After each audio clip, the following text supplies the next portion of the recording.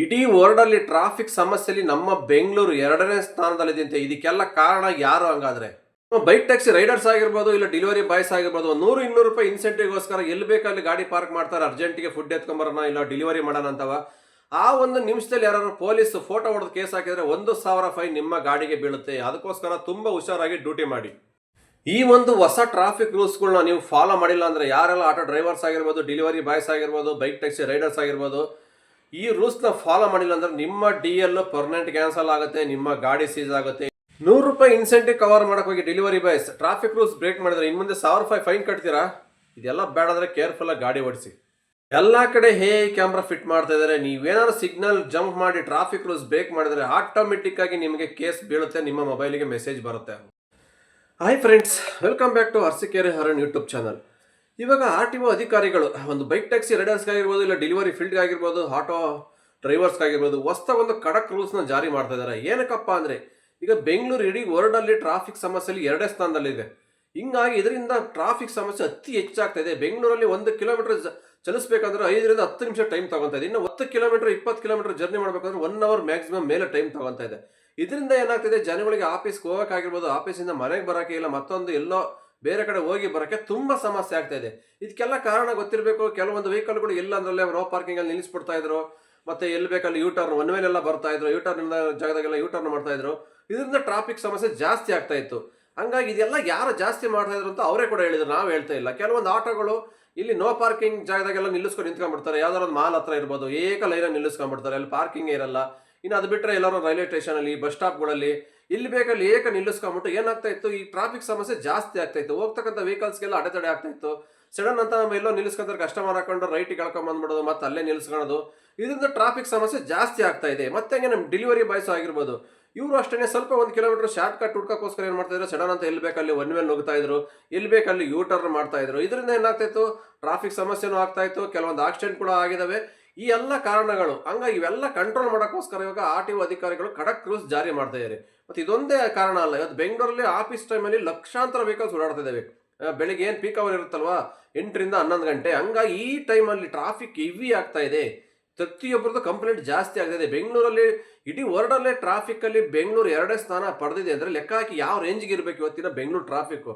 ಅದಕ್ಕೋಸ್ಕರ ಇದನ್ನ complete change ಮಾಡಲೇಬೇಕು. ಈ ಟ್ರಾಫಿಕ್ ಸಮಸ್ಯೆಯಿಂದ ಜನಕ್ಕೆ ಮುಕ್ತಿ ಕೊಡಿಸ್ಲೇಬೇಕು ಅಂತ ಇವಾಗ ಟ್ರಾಫಿಕ್ ಅವರು ಹೊಸ ರೂಲ್ಸ್ ಜಾರಿ ಮಾಡ್ತಾ ಇದ್ದಾರೆ. ಏನಪ್ಪ ಅಂದರೆ, ಇನ್ಮೇಲೆ ಸಿಗ್ನಲ್ ಜಂಪ್ ಮಾಡಿದ್ರೆ ಇವೆಲ್ಲ ನಾರ್ಮಲ್ ಕೇಸ್ ಅದಿದ್ದೇ ಇದೆ. ಬಟ್ ಒನ್ ವೇಲ್ ಬಂದವರಿಗೆ ಪಕ್ಕ ಗಾಡಿ ಸೀಸ್ ಆಗುತ್ತೆ ಅಂತ ಹೇಳ್ತಾ ಇದ್ದಾರೆ. ಯಾರೆಲ್ಲ ಒನ್ ವೇಲ್ ಹೋಗ್ತಾ ಇರ್ತಾರಲ್ಲ, ಕೆಲವರು ನಮ್ಮ ಡೆಲಿವರಿ ಬಾಯ್ಸ್ ತುಂಬ ಜನ 2 ವೀಲರಲ್ಲಿ ಮಾಡ್ತಾ ಇರ್ತಾರೆ ಈ ಕೆಲಸಗಳು, ನಾವು ನೋಡ್ತಾ ಇರ್ತೀವಿ. ಈ ಸುಮ್ಮನೆ 2-3 ಕಿಲೋಮೀಟರ್ ಯಾಕೆ ರೌಂಡ್ ಹಾಕೊಂಡ್ಬರ್ಬೇಕು ಅಂತ ಏನು ಮಾಡ್ತಾರೆ, ಒಂದು 100 ಮೀಟರ್ ಇರುತ್ತೆ, ಅಲ್ಲಿಗೆ ಮಾಡ್ಬಿಡ್ತಾರೆ, ಒನ್ ವೇಲ್ ನುಗ್ಬಿಡ್ತಾರೆ. ಈ ಥರ ಆದಾಗ ಏನಾಗುತ್ತೆ, ಯಾರೋ ಆಪೋಸಿಟ್ ಬರೋರು ಏನು ನೋಡೋಕ್ಕಾಗಲ್ಲ, ಈ ಕಡೆ ಹೋಗೋರು ಒನ್ ವೇಲ್ ಬರ್ತಾ ಇದ್ದಾರೆ ಅಂತ ಇವರು ಸಡನ್ ಅಂತ ಮೂವ್ ಆಗ್ಬಿಡ್ತಾರೆ. ಹೋಗಿ ಇನ್ ಕೇಸ್ ಆಕ್ಸಿಡೆಂಟ್ ಆಗುತ್ತೆ, ಹಿಂದ್ಗಡೆ ಯಾವುದೋ ಬರೋ ಗಾಡಿ ಮೇಲೆ ಹತ್ತಿ ಹೋಗೋದು, ಈ ಥರ ಆಕ್ಸಿಡೆಂಟ್ಗಳು ಜಾಸ್ತಿ ಆಗ್ತದೆ ಒನ್ ವೇಲ್ ನುಗ್ಗಿ. ಹಂಗಾಗಿ ಇದನ್ನು ಕಂಟ್ರೋಲ್ ಮಾಡೋಕ್ಕೋಸ್ಕರ ಒನ್ ವೇಲ್ ಯಾರೆಲ್ಲ ಬರ್ತಾರಲ್ಲ ಅವರಿಗೆ 100% ಗಾಡಿ ಸೀಸ್ ಆಗುತ್ತೆ. ಇದು ತುಂಬ ಹುಷಾರಾಗಿರ್ಬೇಕು. ನಾವು ಹೇಳ್ತಾ ಇಲ್ಲ, RTO ಅಧಿಕಾರಿಗಳು ಹೇಳ್ತಾ ಇದ್ದಾರೆ. ಮತ್ತೆ ಇನ್ನೊಂದು, ನೋ ಪಾರ್ಕಿಂಗ್ ಅಷ್ಟೇ. ನೋ ಪಾರ್ಕಿಂಗ್ ಅಲ್ಲಂತೂ ಆಟೋಗಳೇ ಜಾಸ್ತಿ ನಿಲ್ಲಿಸ್ಕೊತಾ ಇದ್ದಾರೆ.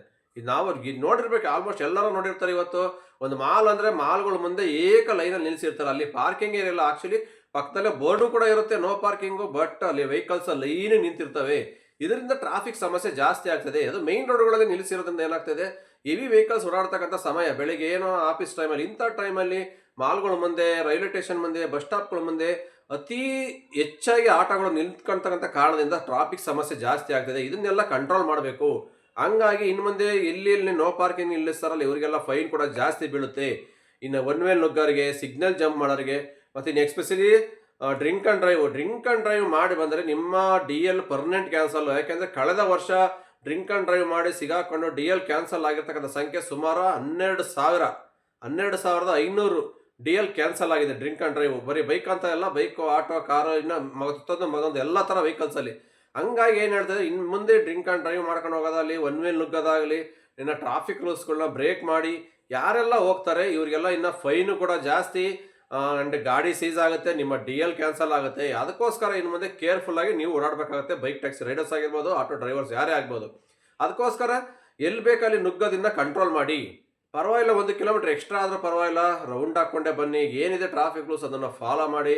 ಸಿಗ್ನಲ್ ಜಂಪ್ ಮಾಡೋಕೋಬೇಡಿ. ಎಲ್ಲಂದ್ರಲ್ಲೇ ಪಾರ್ಕ್ ಮಾಡಿ ಬೈಕ್ಗಳ ಬಿಟ್ಟು ಹೋಗ್ಬೇಡಿ. ಕೆಲವೊಂದು ಬೈಕ್ ಟ್ಯಾಕ್ಸಿ ರೈಡರ್ಸ್ ಆಗಿರ್ಬೋದು, ರೆಸ್ಟೋರೆಂಟ್ಗೆ ಇಲ್ಲೇ ಒಂದು ನಿಮಿಷ ಹೋಗಿ ಫುಡ್ ಎತ್ಕೊಂಬರೋಣ ಅಂತ ಏನು ಮಾಡ್ತಾರೆ, ಅಲ್ಲೇ ರೋಡಲ್ಲೇ ಬೈಕ್ ಹಾಕ್ಬಿಡ್ತಾರೆ. ಇದರಿಂದ ಏನಾಗುತ್ತೆ, ಟ್ರಾಫಿಕ್ ಸಮಸ್ಯೆ ಆಗುತ್ತೆ. ಟ್ರಾಫಿಕ್ ಸಮಸ್ಯೆ ಆಗೋದು ಒಂದೇ ಅಲ್ಲ, ಯಾರು ಪೊಲೀಸ್ ಆ ಟೈಮಲ್ಲಿ ಬಂದು ಒಂದು ಫೋಟೋ ತಗೊಂಡು ನಿಮಗೆ ಕೇಸ್ ಹಾಕ್ತಿದ್ರೆ ಆ ಬೈಕಿಗೆ 1000 ರೂಪೀಸ್ ಫೈನ್ ಬಿದ್ದುಬಿಡುತ್ತೆ. ನೀವು ಮಾಡ್ತಕ್ಕಂಥ ಸಂಪಾದನೆ 500ರಿಂದ 1000 ರೂಪಾಯಿ.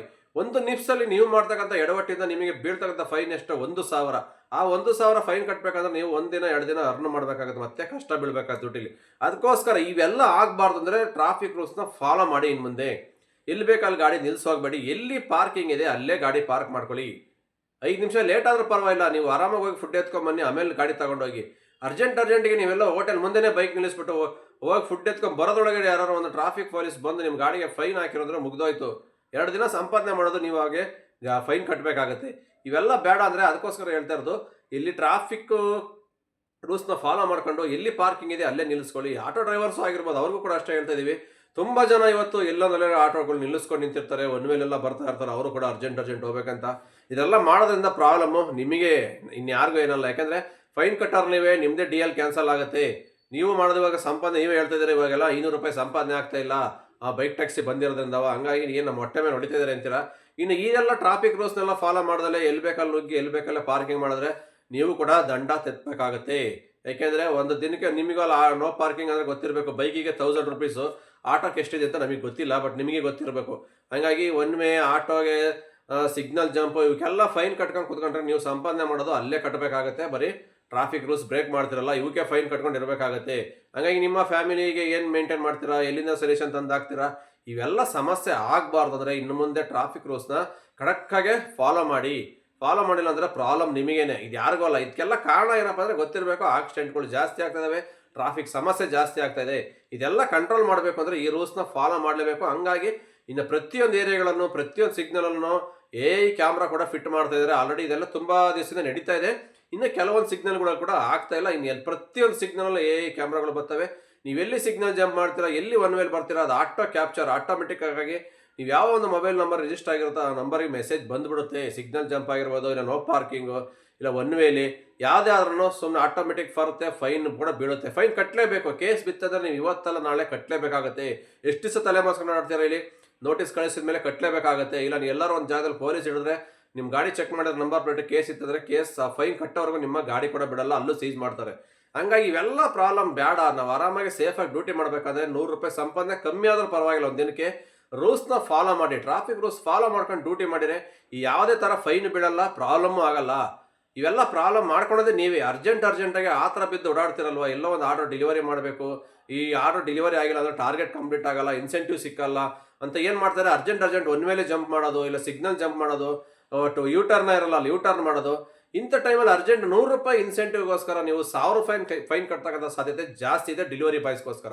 ಅದಕ್ಕೋಸ್ಕರ ಆದಷ್ಟು ಈ ರೂಲ್ಸ್ ಫಾಲೋ ಮಾಡಿಲ್ಲ ಅಂದರೆ ಮುಂದಿನ ದಿನಗಳಲ್ಲಿ ಪ್ರಾಬ್ಲಮ್ ಕೂಡ ಜಾಸ್ತಿ ಆಗುತ್ತೆ, ಟ್ರಾಫಿಕ್ ಕೂಡ ಕಂಟ್ರೋಲ್ ಮಾಡೋಕ್ಕಾಗಲ್ಲ ಅಂತ ಹೇಳ್ತಾ ಈ ವಿಡಿಯೋ ಇಲ್ಲಿಗೆ ಮುಗಿಸ್ತಾ ಇದ್ದೀನಿ. ವಿಡಿಯೋ ಇಷ್ಟ ಆದರೆ ಒಂದು ಲೈಕ್ ಮಾಡಿ, ಶೇರ್ ಮಾಡಿ, ನಿಮ್ಮ ಅನಿಸಿಕೆಗಳನ್ನ ಕಮೆಂಟ್ ಬಾಕ್ಸ್ ತಿಳಿಸಿ. ಮತ್ತೆ ಸಿಗ್ತೀನಿ ಮುಂದಿನ ವಿಡಿಯೋದಲ್ಲಿ. ಅಲ್ಲಿವರೆಗೂ take care, bye, have a nice day. ಜೈ ಹಿಂದ್, ಜೈ ಕರ್ನಾಟಕ ಮಾತೆ.